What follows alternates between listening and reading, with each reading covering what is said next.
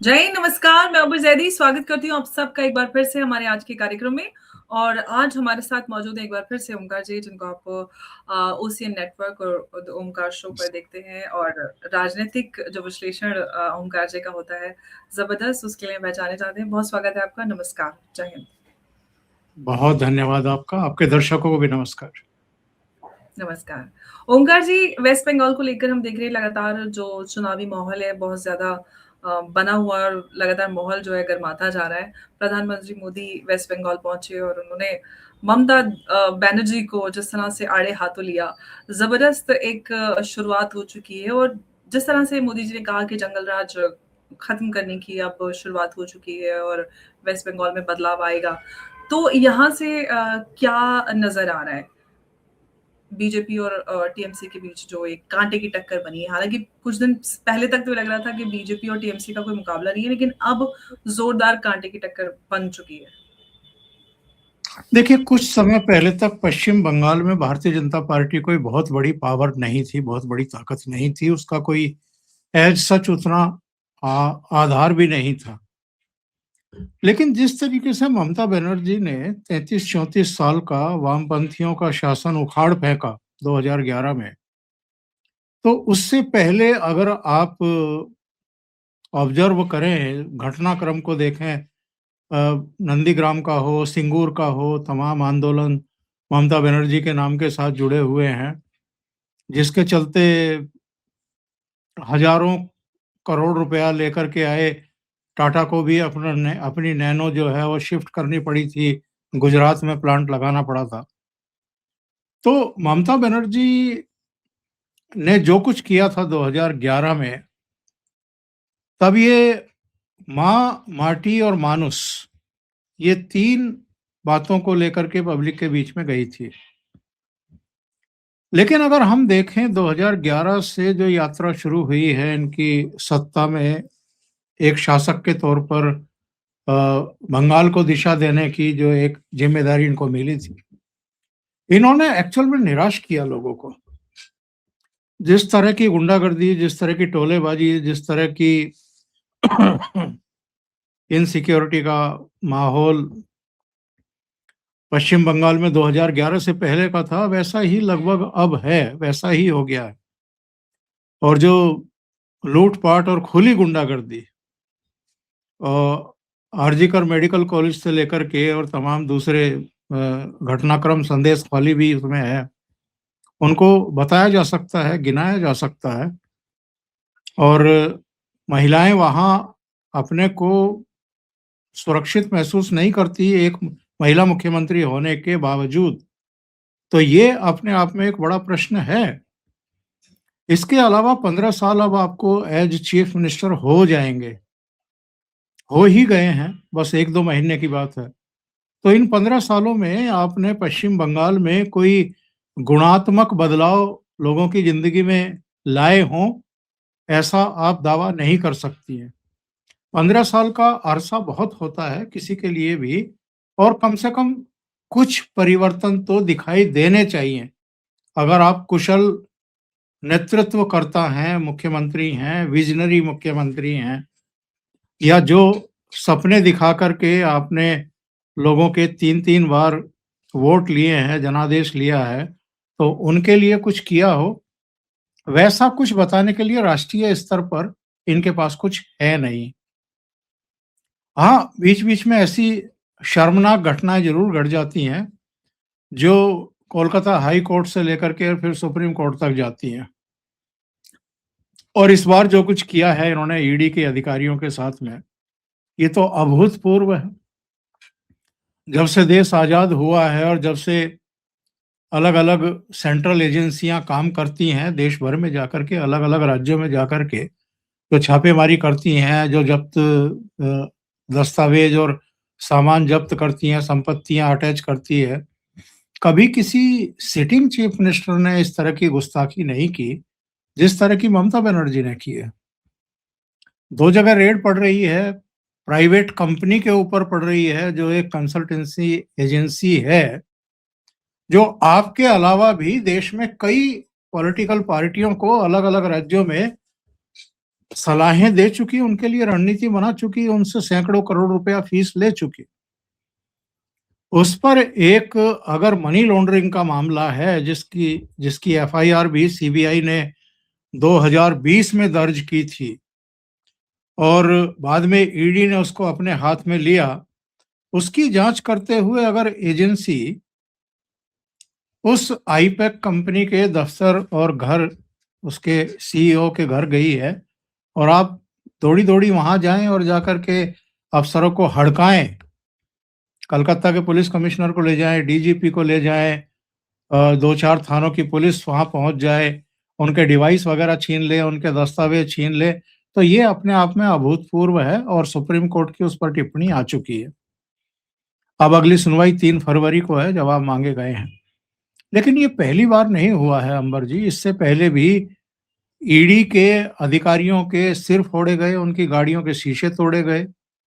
जब वो संदेश खौली मामले की जांच करते-करते, वो क्या नाम था उसका, शाहजहां था, गुंडा जो जिसको बाद में गिरफ्तार किया गया। जब उसकी गिरफ्तारी के लिए गए, पूछताछ के लिए, जब्ती के लिए, छापेमारी के लिए गए तो अधिकारियों के सिर फोड़ दिए गए थे। खुद ममता बनर्जी, जब ये आजकल के डीजीपी जो हैं आलोक कुमार, ये कलकत्ता के पुलिस कमिश्नर हुआ करते थे, तो शायद वो शारदा-नारदा केस से संबंधित मामला था, जिसकी जाँच पड़ताल सीबीआई कर रही थी। तो इन्होंने सीबीआई का रास्ता रोक लिया था। फिर बाद में जाकर के सीबीआई के दफ्तर पर करीब 6 घंटे तक इन्होंने धरना दिया था। तो ये लगातार एक अराजकता की स्थिति है और प्रधानमंत्री नरेंद्र मोदी ने अपनी जनसभा में ये कहा कि यहाँ के जो बच्चे हैं, यहाँ की जो महिलाएँ हैं, यहाँ के जो गरीब-गुरबा हैं, अ, उन तक केंद्र की योजनाएँ ये पहुँचने ही नहीं दे रही हैं। तो ये चीज़ें जो हैं, ये दर्शाती हैं कि वो कितनी इनसिक्योर है और उनको लगता है कि अगर केंद्र की योजनाएँ लोगों तक पहुँचेंगी, तो कहीं ऐसा ना हो कि प्रधानमंत्री नरेंद्र मोदी की लोकप्रियता बढ़ जाए या लोगों के दिलो-दिमाग में वो और ज़्यादा पैठ बना लें। तो इसलिए ये सब चीज़ें, आयुष्मान योजना लागू नहीं होने दी आज तक पश्चिम बंगाल में। तो प्रधानमंत्री ने चुटकी भी ली उस पर, उन्होंने कहा कि आयुष्मान योजना लागू ना करने वाले का दिल्ली में क्या हाल हुआ है, ये मुझे बताने की ज़रूरत नहीं है। तो वो बता रहे थे कि जैसे अरविंद केजरीवाल का तिया-पाचा हो गया, पब्लिक ने उठा कर के यमुना में फेंक दिया, इसी तरीके से अब पश्चिम बंगाल में ममता बनर्जी की बारी है। लेकिन कह सकते हैं कि उन्होंने अपना एक मैकेनिज़्म तो बना लिया है, अपना एक प्रभुत्व तो कायम किया है और अपनी एक ऐसी टीम तो तैयार की है, जो हर स्थिति परिस्थिति में उनके साथ खड़ी हुई दिखती है। और ये इनमें गुंडा तत्व भी हैं, इनमें इनके मंत्री भी हैं, दूसरे लोग भी हैं जो सरेआम जनसभाओं में लोगों को धमकियाँ देते हैं कि जी। आपने अगर ममता बनर्जी के खिलाफ वोट किया या बीजेपी को वोट किया तो हम ये कर देंगे, हम वो कर देंगे, और वो होता भी है। तो हुँ, लोगों को एक डरा कर के तो वहाँ रखा हुआ है और इस बात पर सवाल भी खड़े होते रहे हैं अतीत में कि भई खुली गुंडागर्दी। भाई चुनाव नतीजे आ गए थे पिछली बार विधानसभा के। जीत गई थी आप 214, 215 सीटें लेकर के, जितनी सीटें आपको कभी नहीं मिली, उतनी सीटें लेकर के जीत गई। उसके बाद हिंसा करना, महिलाओं की अस्मत पर हाथ डालना, घरों को लूटना, दुकानों को लूटना, उनको पलायन के लिए मजबूर कर देना। तो ये सब चीज़ें शो करती हैं कि वहाँ बहुत कुछ ऐसा है, जो एक्चुअल में संविधान सम्मत भी नहीं है, कानून सम्मत भी नहीं है। इनका बिल्कुल। अपना एक तंत्र है जो अलग तरीके से काम करता है और उस तंत्र को कैसे, उस तंत्र का मुकाबला किया जाएगा, ये अपने आप में एक बड़ा सवाल आज की तारीख में भी है। बिल्कुल। और ओमकार जी, जो वेस्ट बंगाल में के अंदर चल रहा है वोटर लिस्ट का रिवीजन को लेकर जो घमासान मचा हुआ है, उसी पर सुप्रीम कोर्ट में बड़ी लंबी सुनवाई हुई और सुप्रीम कोर्ट ने आयोग को कहा कि भाई आप जो है वोटर लिस्ट जो है उसको सार्वजनिक करें, ये जो 1.25 करोड़ नाम है उनको बताएं और जो लॉजिकल डिस्क्रिपेंसी के आधार पर ये सारा नोटिस भेजे गए हैं उसको टीएमसी जो है बड़े जीत के तौर पर इसको देख रही है। जो एसआईआर को लेकर घमासान है, ये जिस तरह से टीएमसीज़ को रख रही है और जो एसआईआर वाला मुद्दा है, ये कितना चुनाव में मायने रखता है वेस्ट बंगाल के?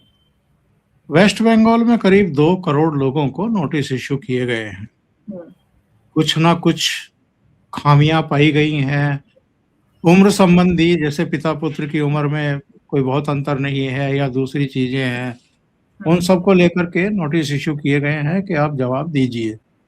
हुँ, और 2 करोड़ की संख्या बहुत बड़ी संख्या होती है, बहुत बड़ी हुँ, संख्या होती है।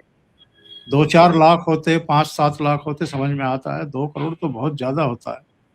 तो अगर इतना है, तो इसका मतलब ये है कि तमाम सतर्कता के बावजूद बहुत बड़े पैमाने पर कुछ खुरापात हुई है, कुछ गड़बड़ियाँ हुई हैं।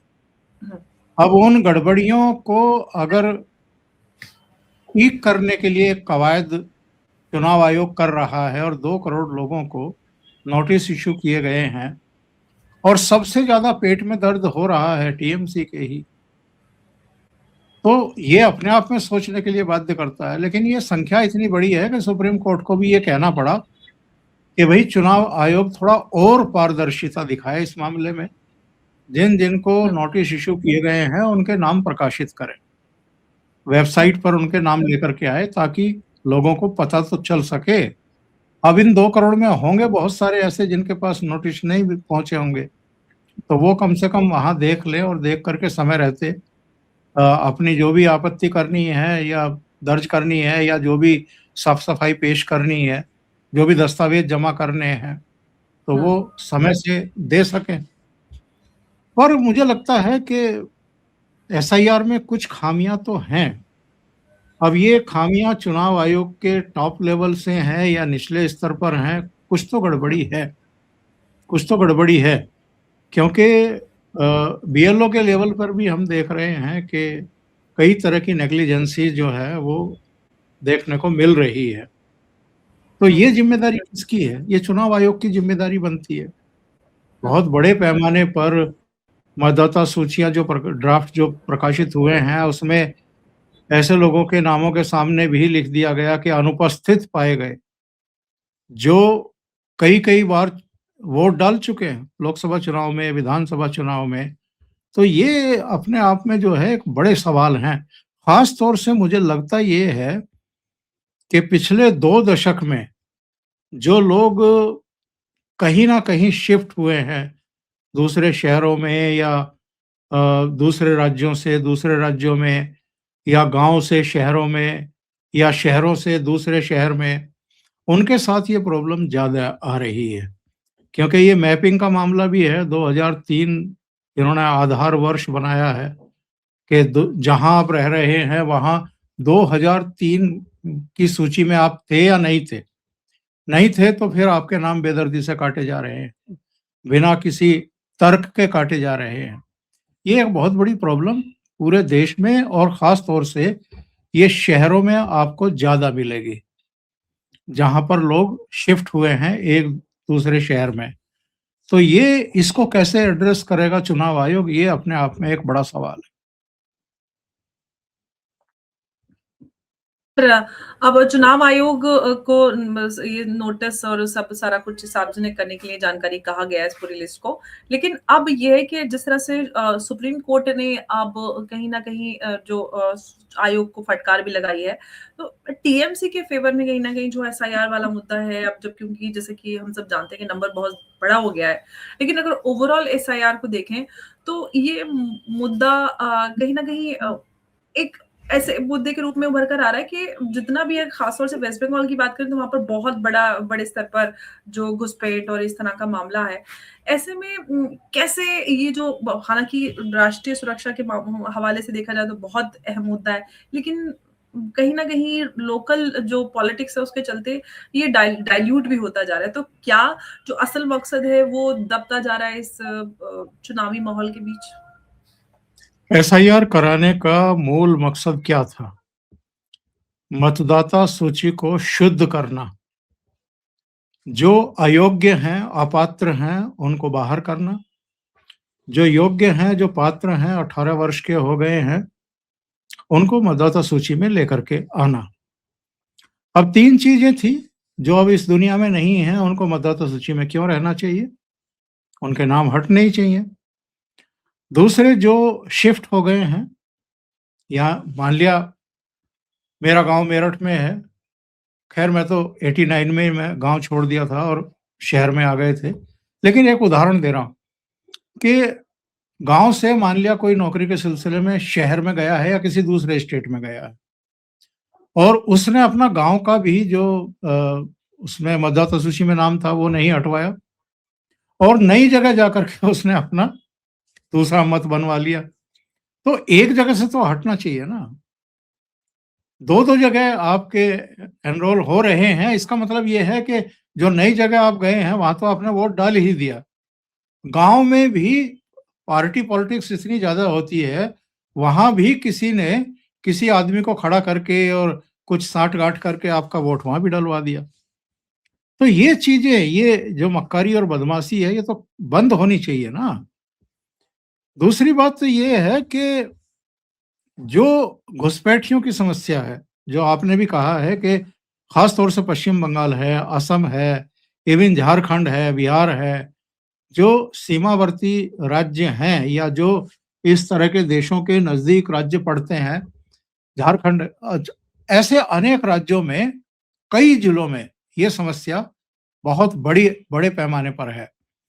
वरना एक बात बताइए कि जब ये बात आई कि एसआईआर होगी बंगाल में, तो इतनी बड़ी संख्या में लोग क्यों भाग रहे थे? अपना सामान-वामान उठा करके, बच्चों को उठा करके और अपनी महिलाओं के साथ, और नदी पार करते हुए दिखाई दे रहे थे। पूरी भीड़ लगी हुई थी, नाव खसा ठसाठस भरी हुई थी।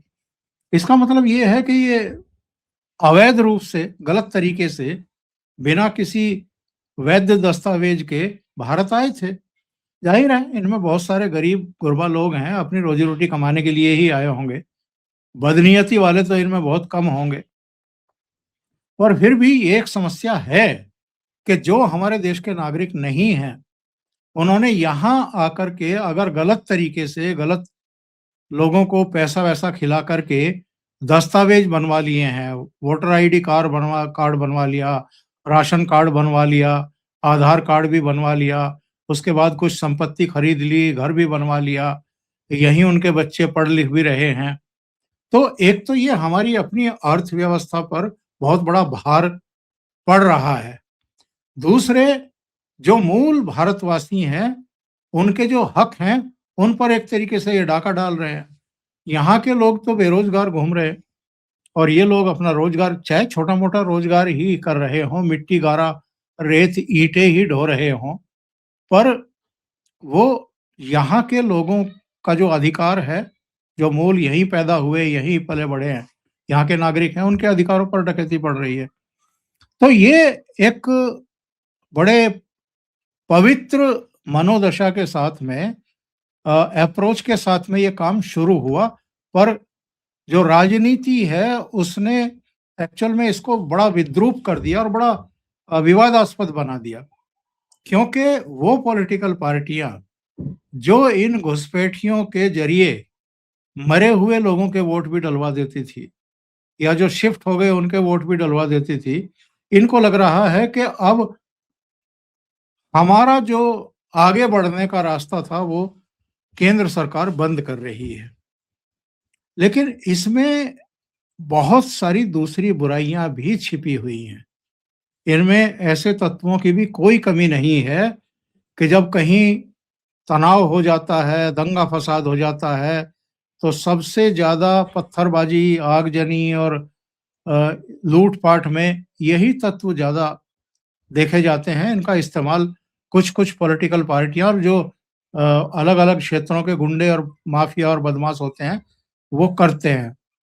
तो भई देश में कभी शांति स्थापित होने दोगे, नहीं होने दोगे?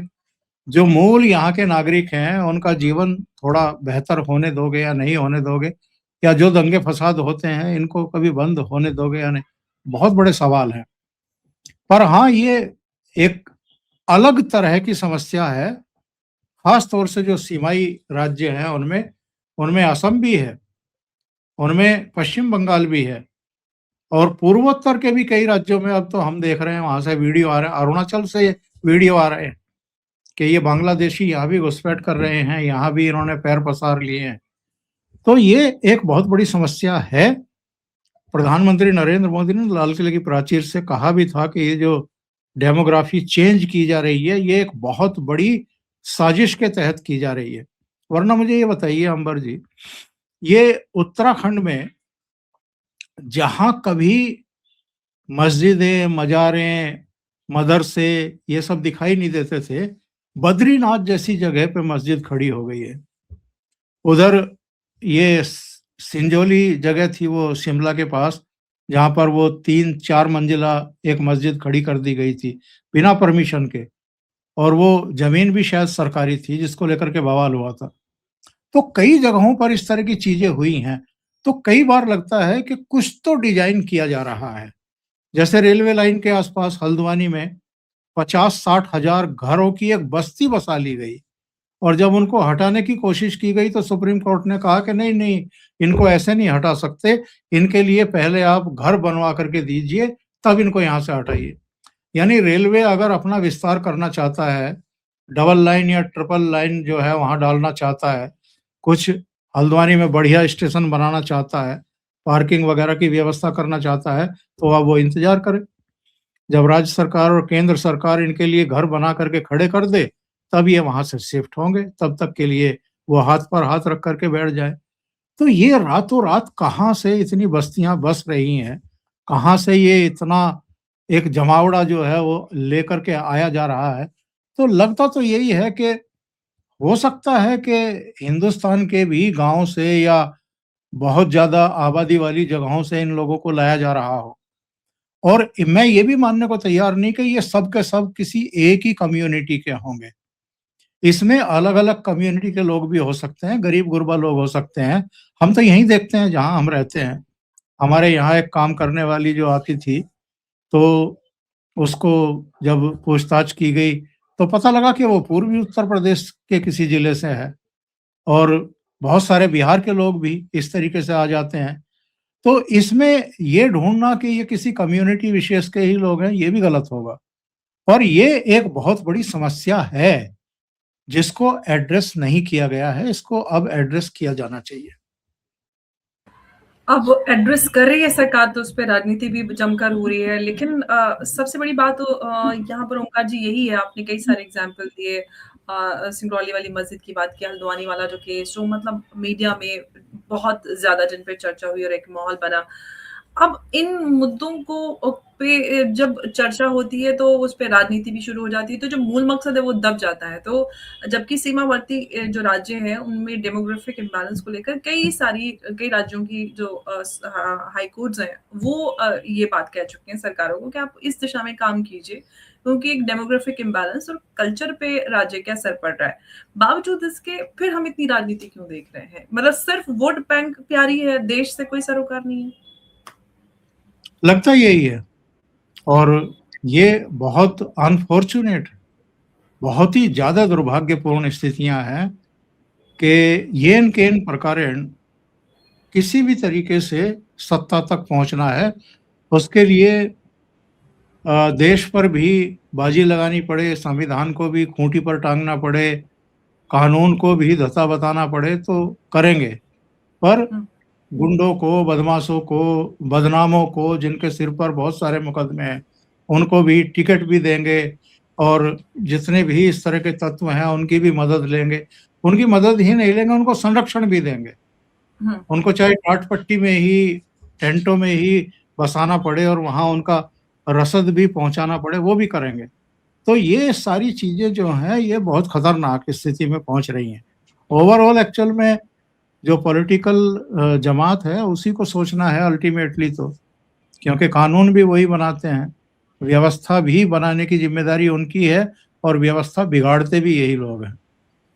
तो हम लोग और आप लोग तो बैठ कर के इन समस्याओं को पब्लिक के सामने ला सकते हैं कि भई जी। कम से कम सोचिए, और जो इस तरह की हरकतें कर रहे हैं राजनीतिक दल और नेता, उनको रिजेक्ट करना शुरू करिए। हुँ। लेकिन अब इस पूरे चर्चा के अंत में ये है कि जो मोदी जी ने गुंडा राज को खत्म करने की बात की है कि अब अंत हो रहा है। क्या लग रहा है कि वो समय आ गया है वेस्ट बंगाल में? बहुत कठिन कठिन प्रश्न है। इसका आसान उत्तर नहीं है। पश्चिम बंगाल के संदर्भ में गारंटी के साथ कुछ नहीं कहा जा सकता।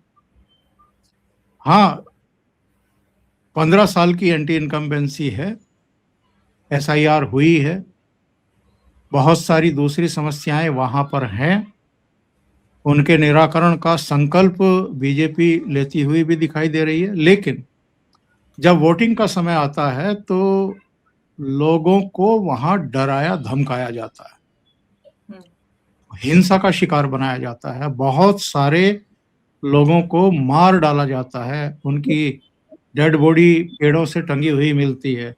तो उस हुँ, पूरे इलाके में और पूरे क्षेत्र में एक तरीके का दहशत का संचार किया जाता है कि आप हुँ, लोग भी अगर नहीं माने तो आप लोगों की लाशें भी इसी तरीके से टंगी हुई देखी जा सकती है। इसलिए बहुत सारे लोगों का कहना ये है कि भई न्यूट्रल, फ्री और फेयर इलेक्शन अगर कराने हैं तो वहाँ राष्ट्रपति शासन लागू किया जाए। जो पुलिस वहाँ सुनती ही नहीं है किसी की, जब तक कि ममता बनर्जी चीफ मिनिस्टर है, जो प्रशासन है वो किसी को किसी की जो शिकायत होती है, कंप्लेंट होती है, उस पर कोई कार्रवाई ही करने को तैयार नहीं होता है। और जो गुंडे बदमाश हैं, जो कैडर के लोग हैं, हुँ, उनके हौसले बुलंद हैं, तो उनको नियंत्रित हुँ। करने के लिए ज़रूरी है कि वहाँ राष्ट्रपति शासन लगाया जाए। अब लगाएँगे कि नहीं लगाएँगे मोदी जी मुझे पता मैं नहीं। वही सवाल आपसे पूछना चाह रही थी ओमकार जी कि राष्ट्रपति पति शासन लगाने का मौका बीजेपी के पास कई बार आया, लेकिन नहीं किया और इतने साल से मैं भी देख रही हूँ, क्योंकि आपका तो इतना लंबा एक्सपीरियंस है, बट मैं भी इतने साल से देख रही हूँ, कई बार मतलब अभी मतलब क्योंकि 15 साल से हैं, तो 15 साल में भी मेरे मेरे फिर 8-10 साल से मैं एक्टिव हूँ, मैं देख रही हूँ कि कितनी बार मौका मिला। तो क्यों बीजेपी कदम नहीं उठाती वेस्ट बंगाल? इसके पीछे क्या राजनीति है? क्योंकि बीजेपी सैद्धांतिक तौर पर 356 लगाने की मुखालफत करती रही है, विरोध करती रही है। इंदिरा गांधी के समय 50 से ज़्यादा बार लगाया गया, राजीव गांधी हुँ, के समय भी सरकारें बर्खास्त की गई। पीवी नरसिम्हा राव जब प्रधानमंत्री थे, तो जब विवादित ढांचा ढाया गया था अयोध्या हुँ, में, तो आप कल्याण सिंह सरकार को बर्खास्त कर सकते थे क्योंकि उसने कानून का पालन नहीं किया था और उसने बल प्रयोग नहीं किया था उन कार हुँ, सेवकों पर जो विवादित ढांचे को ढा रहे थे। वो तर्क बन सकता है, लेकिन उसके साथ पीवी नरसिम्हा राव सरकार ने हिमाचल और मध्य प्रदेश की बीजेपी की सरकारें भी बर्खास्त कर दी। क्यों? तो ये लोग एक्चुअल में बहाना ढूँढते थे चुनी हुई सरकारों को बर्खास्त करने का। हुँ, मोदी जी जब से प्रधानमंत्री बने हैं 2014 से, केवल एक बार हरीश रावत की सरकार उत्तराखंड की बर्खास्त हुई थी। इसके अलावा कोई सरकार इन्होंने बर्खास्त नहीं की। यूँ तो अरविंद केजरीवाल सरकार के बारे में भी बार-बार कहा गया कि जेल में बैठा हुआ है, साढ़े 5 महीने हो गए, सरकार क्यों नहीं बर्खास्त कर दी जाती? किसी दूसरे को भी चीफ मिनिस्टर बनने का मौका नहीं दे रहा है वो, लेकिन वहाँ भी उन्होंने नहीं किया। हुँ, तो और उसका एक पॉलिटिकल माइलेज आपको मिलता है, क्योंकि लोगों में एक ये बात तो जाती है कि भई ये इतने अराजक नहीं हैं, जो संविधान का सम्मान नहीं करते हैं। पर मेरा बार-बार ये कहना होता है प्रोग्राम्स में कि भई फिर अगर 356, 355 बनाई गई हैं, तो किस लिए बनाई गई थी? आप दुरुपयोग मत करिए, पर उपयोग तो करिए। बार-बार अगर ऐसी स्थिति किसी राज्य में आ रही है, हुँ, तो फिर 356 जो है वो सजाने के लिए थोड़ा है। संविधान निर्माताओं ने अगर 356 की व्यवस्था की है कि ये सरकार अगर संविधान के अनुरूप काम नहीं कर रही है, वहाँ अराजकता की स्थिति है, कानून का पालन नहीं हो रहा है, तो आप वहाँ 356 लगाइए, बर्खास्त करिए। और अब तो सबसे बढ़िया मौका है। क्यों है? क्योंकि 6 महीने में राष्ट्रपति शासन जहाँ आप लगाते हैं उसकी पुष्टि करानी होती है पार्लियामेंट से। तो अब तो समय ही नहीं है। 6 महीने में तो सब चुनाव और रिजल्ट सब आ जाएँगे, तो आपको पुष्टि भी नहीं करानी है। हुँ, तो इस समय तो आप लगा ही सकते हैं। और मुझे लगता है कि अभी भी वो एक हिचक है कि कहीं ये विक्टिम कार्ड खेलना शुरू ना कर दें और ये ना कहना शुरू कर दें कि देखो मेरी सरकार को बर्खास्त कर दिया और कहीं मामला उलट ना जाए। तो इसलिए बहुत सोच समझ कर के ही कोई स्टेप ये लेंगे।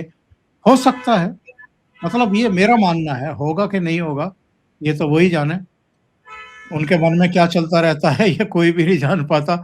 उनके आस-पास के जो बड़े मंत्री हैं, उनको भी पता नहीं रहता। पर मुझे लगता है कि जब अधिसूचना जारी होगी, आचार संहिता लगेगी, उसके आस-पास हो सकता है कि राष्ट्रपति शासन लगाने का फैसला हो।